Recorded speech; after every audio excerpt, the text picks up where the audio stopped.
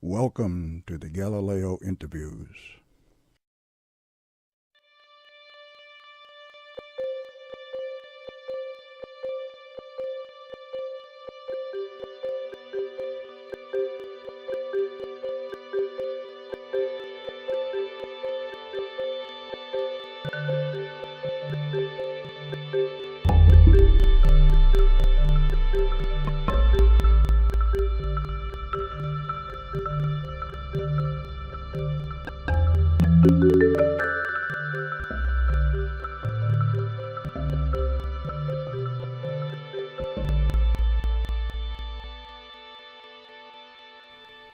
The Galileo Interviews, questioning reality, one interview at a time.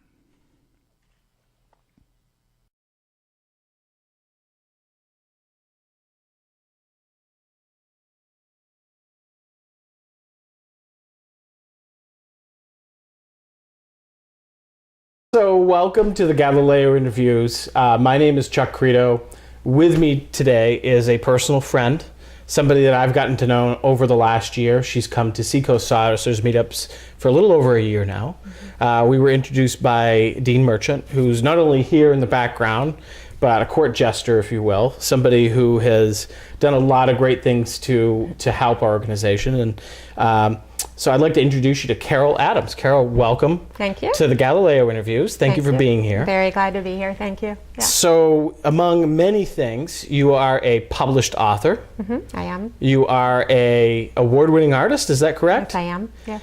And you have lived in New England almost all of your life. You were raised here. Yes, I was. Yep. And we got to know each other a little bit because you started to come to some of the Seacoast Saucers meetup groups, and you started to talk about some of your stories in your life. And among other things, you are also currently, and I got to say this, and this comes straight from my heart, you are one of the strongest women I know. Thank you. I have never met a person that is dealing with not only stage 4 cancer, but you live every day, and this is a very hard thing to find. You live every day as though it is a gift.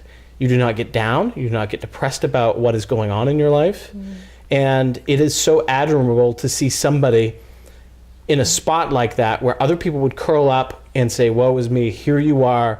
You've asked me, can we do one of these interviews? I really want to get my story out. And that's kind of why we're here today, right? Yeah, it is. Although I have days I feel like I'm going to start sucking my thumb again. But for the most part, I'm good. So I just want to, say how great it is to be honored to be talking to you today. It's an honor to be here. It really is. So let's kind of get started. You've had your fingers in a bunch of different pies in your life, and here we are. You obviously started to talk about what other people would never dare talk about, some strange experiences in your life. And I was wondering a little bit about what would you say these experiences are around? So some people talk about strange things that have to do with time, UFOs, Bigfoot, aliens, ghosts, supernatural things. Tell me a little bit about how you would characterize some of the strange things that have happened in your life. It's definitely defined me. To be someone who's completely deaf in both ears is enough to single someone out, but to have weird experiences from your childhood on really singles you out. But I'm proud of that distinction because I know I'm experiencing things a lot of people across the country are experiencing, and it's hard for them, and it's hard for me, and it was harder as a child because you don't understand what's happening. But I've had a number of experiences, and continue to, that are outside of the 5 senses, the dimensions we live in. These are interdimensional experiences that are hard to explain. So when you say experiences, how would you define those experiences? Are we talking about just strange things you don't want to put a finger on? Help me understand what type of experiences you're talking about. For instance, let's go to your earliest experience that you would classify as odd, out of the realm of everyday reality. How old are you and what's going on? Okay. I was in grade school, and I would say I was 6 or 7 years old, and I always thought this was a dream, but then I thought, by the time I was in my 20s, it's not a dream because I still remember it vividly, and it never went away. So I was up in this craft, and I was sitting at a child classroom desk, the kind with the little table attached to the seat. And I remember looking up, and there was a big window to my left, and I could see the stars in through the window, and I could see some of them going by the window, which implied we were moving pretty quickly. And I don't remember anyone else on the craft. It was just myself, but probably there were other occupants, and it was just bizarre. I never forgot it. So this is an active memory you have from like 6th grade area? Yeah. Okay. No, I was probably 6 or 7 years old. Age 6 or 7? Yeah. Okay. So here you are, you're about 6 years old, 7 years old, and this seems pretty real to you today, because as you said, in your 20s, you start to look back on this, and it's a very real memory to you. Yes. Looking at it, what did the ship look like that you were on? I don't remember. It was dark paneling. That's all I remember. And it was wood. There was almost like you would expect in a ship. But I know it was in the sky because I could see through the window. When you say ship, you mean like a sea Yes. ship? Like old Ironsides, for instance, in Yes. Boston? Like we're talking old wood. Yes, old Fascinating. wood. That's the implication, yeah. Okay. But I was up in, it was obviously a craft, an aircraft. And you saw stars going by quick. So probably when you're younger, you're thinking this is just a dream, right? Yes. And what's the next thing that happens in your life that helps you start to put these so-called puzzle pieces together that maybe something different was happening to you with your life? The next thing I remember is on a number of occasions being left on the bow of my parents' boat on Lake Winnipesaukee, and we would berth the boat in this overhang with maybe 30 other boats, and apparently go to sleep, except I don't think I did, because I would wake up, I'm on the bow of the boat, and my father wakes up and he's like, "What are you doing on the bow of the boat?" And I'm like, I have no idea how I got there. I'm sitting out there thinking, I don't know what I'm doing. I'm freezing, even though it was summer, but it was granted during the night. I'm like gonna have to walk the plank to get back in the boat.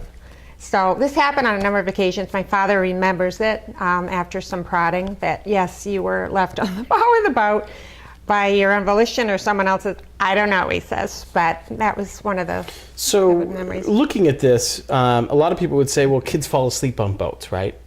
What is it that makes this different than just your typical story? Did everybody go in for the night? Yes. And so people would have all gone into the house. And what would be the last thing you remember in these instances prior to waking up? It would be my mother tucking us in under the cabin of the boat. And we would be, nestled in blankets and stuff, kidding with pillows. It wasn't the best bed in the world, but we were either under the cabin or on the 2 seats outside the cabin door. But we would close the canvas cover. So when I went to sleep, I was always inside this canvas cover, nestled in like a little bird in a nest. So for me to be outside that would have taken some effort. So you as kids would have been sleeping inside the boat itself? Is that what you're saying? It's sometimes inside, or sometimes, like I said, right outside that cubby cabin. Okay. And depending how I was older, so I was probably bigger, and I would sleep out on the seats because they were larger and more spacious. Where would your parents have been sleeping during They would that? be up under the bow. Okay, so this must have been a decent sized boat because it had was different pretty rooms. good size, 26 feet. Yeah. Wow, okay. And you would just be laying on the bow, no clue how you got there. I'd actually be sitting. I was always sitting. And I'm like, and then I'm coming to, and I'm like, where am I? And I'm like, oh, I'm on the bow of the boat. And I'm like, how did I get here? And it's like middle of the night, and the waves are slapping against the boat. And I'm aware of where I am. I'm now positioned in time, but I'm like, now I got to get inside the boat without getting screamed at or falling and breaking my neck. So Did this ever happen outside of the boat instances, like in a house where you'd wake up somewhere else, or was it just while you were on the boat? I just remember it on the boat. Huh. So that itself is interesting. A lot of people hearing this might say, well, maybe you were just sleepwalking. Did you ever have a history of sleepwalking? I did. This was so different because there was just too much involved for me to get out of the boat without waking someone. Unzipping the canvas, which in the still of the night would have been very noisy. Climbing out of the boat, maybe upsetting the equilibrium of the boat, and managing to do all that without awakening anybody, it's just hard to do. So I had some help. Okay. So we look at those instances and we look at this like memory from 6 or 7. What's the next thing that you recall either growing up that you found odd looking back on it, putting all these puzzle pieces together? The only other thing I can think of in my earlier years is that I would often wake up during the night with a brilliant flash of light in my darkened room. And I would go and try and reason and say, all right, it must have been a lightning strike. And I'm seeing the after effects of that because I could not rationalize it. I mean, wakes you right up out of a dead sleep. And that happened again and again. And it also happened to my daughter when she was young. So your daughter as well? She's now 33. Okay. So let's talk about this. How old were you when these light flashes were happening? It sounds like it happened various times in your life. I would say mostly through my grade school years and maybe up till middle school. So, but not beyond, because the room had happened and I shared with my sister for a few years before moving into the front room when I got a little bit older. So I would say it was all before 12. were they all in the same house or did you move at any point? No, we were at the same house. Okay. So looking back on these times, you say that there was a bright flash and you were kind of awakened.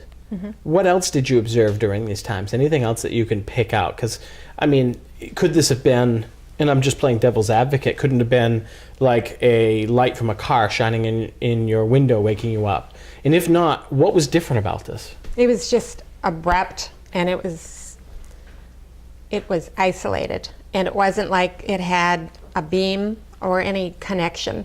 It was an isolated ball that just exploded into light. So when you say a ball exploding, you're observing a sphere? A sphere. Like floating in your room? It didn't have time to float because it just exploded. So from my earliest recollection, when I first saw it, it had already exploded, and that's what woke me up. And then it disappeared. Had you ever observed it like awake, like fully awake at all? No. So it usually is waking you up, almost like you're coming out of something with this flash, Yeah. and then you're just kind of awake at that point? And then I'm just awake at that. I'm real awake. Can you recall what you would do after that? I just remember I'd be lying in bed and so scared. The fear is through the roof because you don't understand it. And I come from a family where you just don't talk about things, which is why I'm in my present predicament. But I'm working on that. And part of that is when you're a little kid, you're scared to say things that might not incriminate you in any way, but implicate you as a troublemaker or something of that nature. So I tried to zipper my lips. You want to be the quiet mouse and not stir up trouble. I'm not real quiet, but I wanted to just be, neutral and not stir up any trouble. So looking back now at these times in which you were woken up by these flashes of light, what is your guess as to what that was? I think the only thing I can reason is it has to do with those orbs that people have seen, pilots, when they're 20,000 feet above the earth, and they see these weird orbs that are aglow. This, however, it was a flash of light. I would say the next thing, and in my book I chronicle a lot of these incidents that are maybe related and maybe not related, but they're all weird, so I guess they've got that common denominator. And the first one I can think of is being on my parents' boat as a 15 or so year old. And it was the last time I ever drank soda. Not because of what happened, but I just gave up junk food. Usually people are giving up alcohol. She's giving up soda. I gave up soda. It wasn't even an addiction. So I'm on the boat and I have a Coca-Cola. So I reach down and I start to take a sip and I hear this voice say, "Don't drink it." So I looked in the can, and there's a bumblebee floating on the surface, which, as you know, if I had drunk that and I'm halfway out from maybe 2 miles from shore, it's not going to bode very well for me if I drink that bee. So thankfully, something intervened, and over the years, I've had numerous things happen where I would have this still small voice say, "Don't do that." Another case was when I was in college in the Bahamas, and I was an art student with other biology students as well. And I came home one night from an art critique and walked up the stairs to our abandoned naval base barracks. And upon entering the room, I was about to go to my so-called closet, which was just like a metal cabinet, as you would have in the service. And I reached in